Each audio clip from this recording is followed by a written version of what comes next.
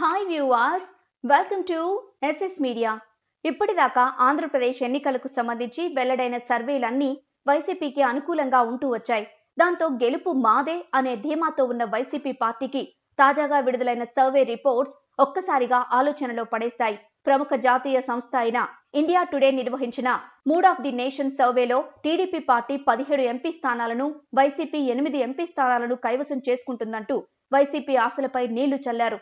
ఆజ్ తక్ C voter సర్వేలో TDP Janasena కూటమి 45% ఓట్లతో అధికారం దిశగా అడుగులు వేస్తోందని, వైసీపీ 41% ఓట్లకు పరిమితమవుతుందంటూ సర్వే ఫలితాలు వెల్లడించారు.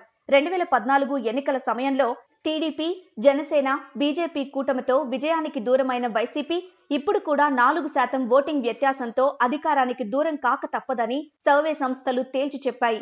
ఇక ఈ సర్వే సంస్థలు ఇచ్చిన రిపోర్ట్స్ తో వైసీపీ మూడ్ పూర్తిగా మారిపోయినట్టుంది. తమకు వ్యతిరేకంగా వచ్చిన సర్వేలు ప్రజల మూడ్ని, తమ పార్టీల నాయకుల మూడ్ని ఎక్కడ ప్రభావితం చేసేస్తాయో అని ప్రభుత్వ సలహాదారు సజ్జల ఆ సర్వే సంస్థలకు విశ్వసనీయత లేదని, అటువంటి సర్వేల్ని ఎవరూ నమ్మొద్దంటూ మీడియా ముందు మొత్తుకుంటున్నారు. కానీ ఈ సర్వే మంచి క్రెడిబిలిటీ ఉన్న సంస్థ నిర్వహించడంతో లోలోపల వైసీపీ భయపడిపోయింది. తమకు వ్యతిరేక పవనాలే వీస్తున్నాయని వైసీపీ నాయకులు అంతర్గత సమావేశాల్లో వాపోతున్నారు.